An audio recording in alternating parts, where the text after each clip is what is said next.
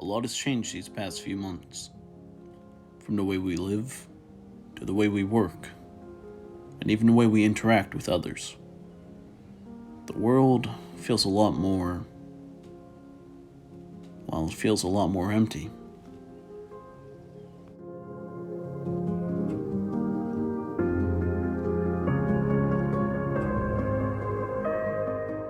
We're stuck inside, under government orders, being constantly reminded of the power that the establishment has over us.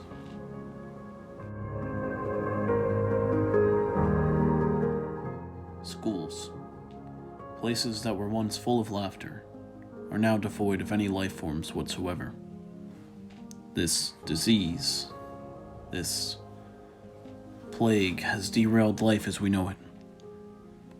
Halls that once held students whose minds were aflutter with information and ideas lay barren. All of this makes one ask the question: how did this come to be? How is it that a proud institution such as the Winchester High School has fallen into such a state?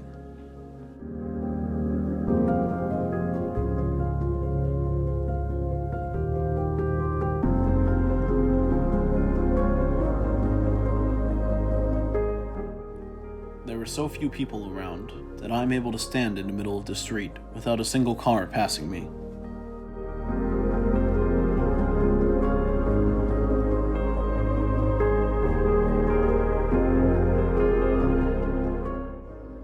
The effects of the virus do extend beyond the school system. The fear of contagion has led many businesses to close their doors after being deemed non-essential by the government. Some businesses, such as restaurants, supermarkets, and manufacturing plants, have been allowed to continue to operate. One can see that the shops I was walking by were completely empty, as were the sidewalks. In a moment, I will be speaking to Veronica Pettingill, an essential restaurant employee. So today I am here with Veronica Pettingill, General Manager of Bertucci's Italian Restaurant in Medford. How are you doing today? I'm good, thank you. So if you wouldn't mind, just to start off, could you give a quick little rundown of what your job is here and your responsibilities day to day? So as the general manager, I'm basically responsible for the operations of the entire restaurant, overseeing all aspects, staffing, ordering, keeping the restaurant clean, and just basically the day-to-day operations, making sure that the restaurant runs smoothly. All right, and how exactly has the coronavirus pandemic changed your responsibilities here? How has it changed day-to-day operations? It's changed things in so many ways. First of all, at the beginning of this, closing the dining room, we had to lay off probably 75% of our staff, and we weren't really sure what business would bring, so instead of having a 4-manager team, it was down to 2 managers, me and one other manager. So not only do we have to work more as managers, but we also have to step into hourly positions because the restaurant just can't afford to carry the staff that it normally would. As the weeks went on and we saw that business picked up, I was able to bring some of my staff back and some additional manager shifts to make it a little less hectic. But it's definitely a different world. Not only that, just the way we have to operate. Everything's carry out. We all have to be wearing masks and gloves at all times. Every container of food has to be sealed and with stickers before we give them to the guests. Ordering and receiving has become more difficult because our vendors are having a hard time getting our normal products, so there's a lot of substitutions or they run out of things that we need. So it's been, a lot of challenges over the last 2 months. All right, and just one last question. How do you think things will play out after this is all over? Do you think the restaurant business will return to normal, or do you think there will continue to be restrictions? I think it's going to be a long time before we can return to normal. Obviously, we're waiting on the government to let us know exactly what we can do.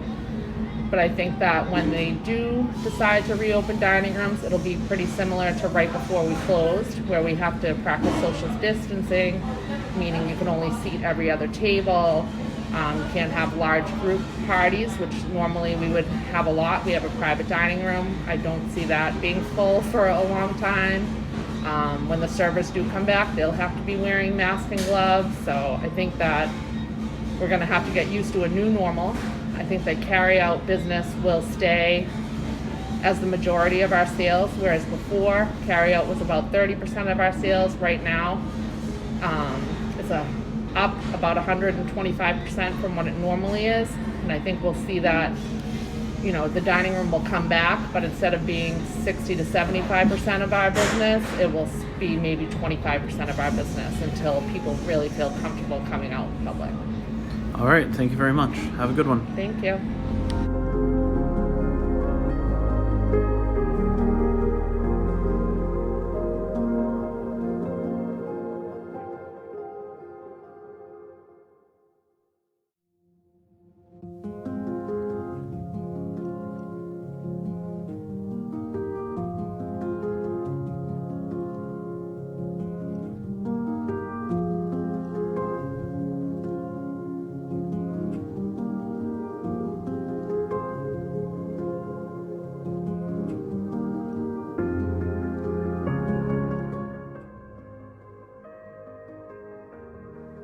Places of public recreation are closed to ensure no large gatherings occur. This includes skate parks, playgrounds, and beaches. Children are stuck inside, unsure of exactly what is going on, and capable of understanding the scale of death and illness occurring outside the four walls of their home. Unfortunately, we must keep them cooped up for now, and hope that someday they will understand it was for their own good. And now, here we all are, wondering what comes next. Wondering if things will go back to normal, and if they don't, what will this new normal bring with it? I believe that humanity will prevail. The Dalai Lama once said, "Love and compassion are necessities, not luxuries.